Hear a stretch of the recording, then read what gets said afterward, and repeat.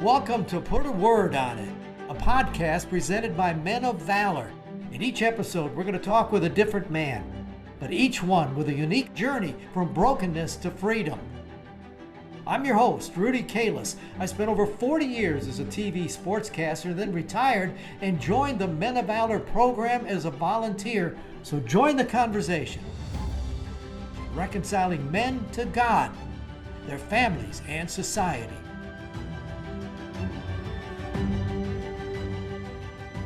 Welcome to another edition of Put a Word on It, brought to you by the Lee Company. We thank them so much for their wonderful support through the years. I want you to meet Mike Williams. He's on staff here at Men of Valor.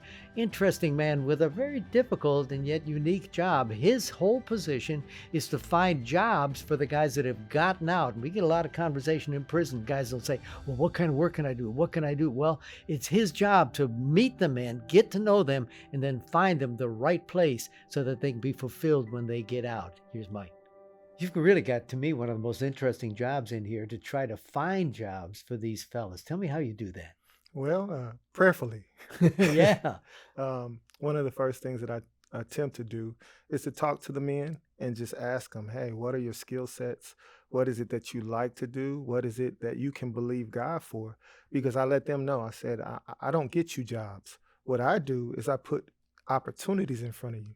God is the one who orders our steps.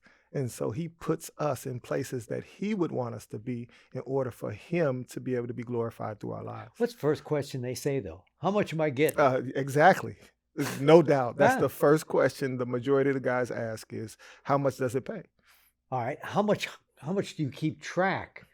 Make sure they're there, they're consistent, that they're faithful to their job. Do you also have to follow up on them? I do, but the great thing about that is we have teams of guys who go out. We try our best to follow the gospel model, sending them out 2 by 2 so that they will have some accountability there as far as another man at our ridge who's actually with them. And so if I don't actually talk to the employers, I can always talk to another man to see how the other guy is You talk about somebody else that may work at the same job Yes, with sir. them? Yes, sir. Are they both fresh, new men, or has one of them been there a while and you bring Most the of new the man time in we with them? try to mix and match, with a guy who's been there for a while, who knows the ropes, who knows the job, who can kind of mentor the guy on the job.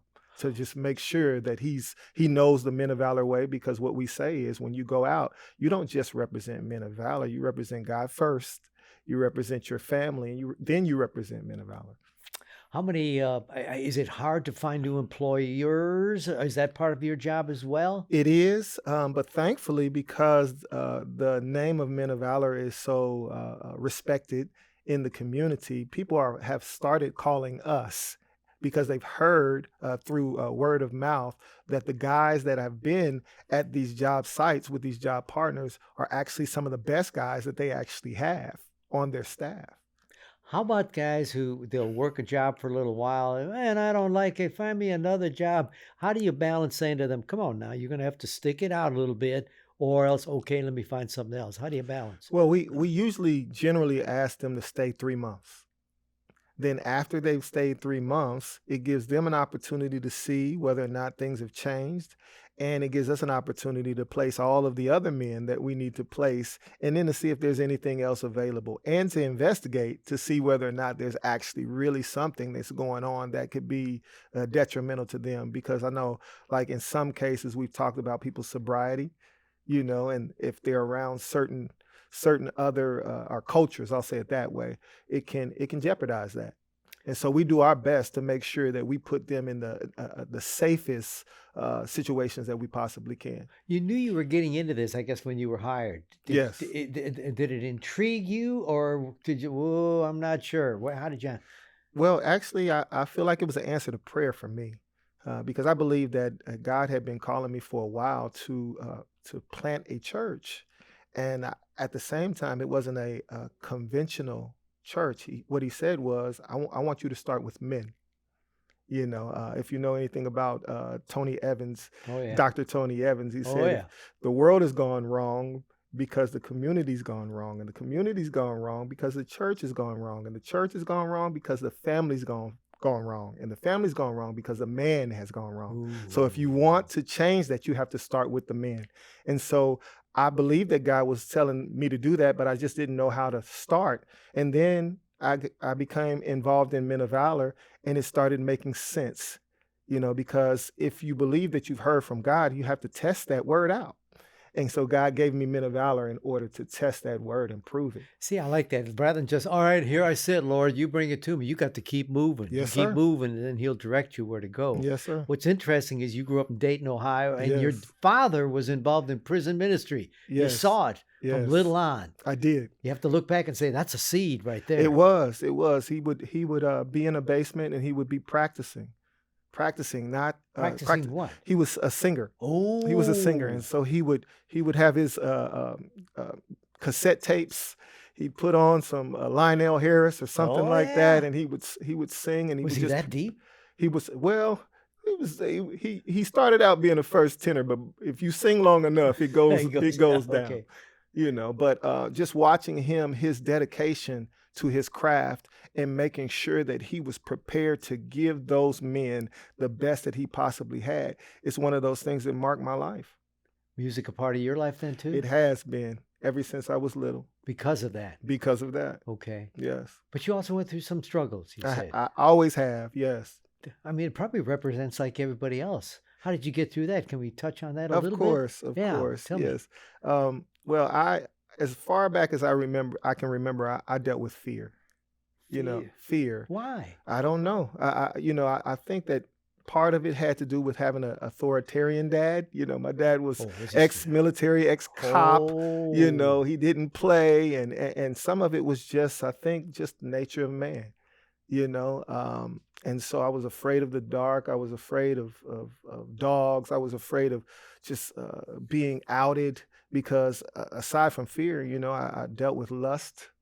I would say I had those sins that you definitely couldn't see on the outside, but they were prevalent in my life and in my heart, But the kind of things that an awful lot of people have but will not show it. That's it. You're not going to know that I've got fear in me or I've got the lust part in it, just as much part of it. Do you think all of that kind of made you understand these men, all those things that they had gone through in their lives? It does. I mean, because what happened to me was I thought I was okay with God.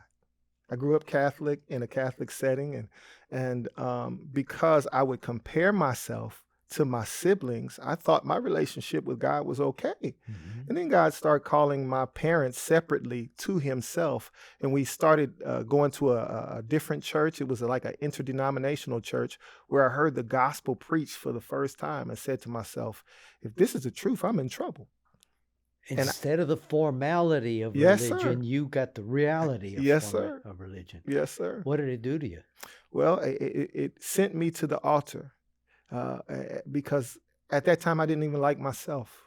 Like I said, I dealt with a lot of insecurity, with fear and lust, and I had a disdain for myself. But God showed me that he loved me and that he valued me and that he was willing to accept me just the way that I was.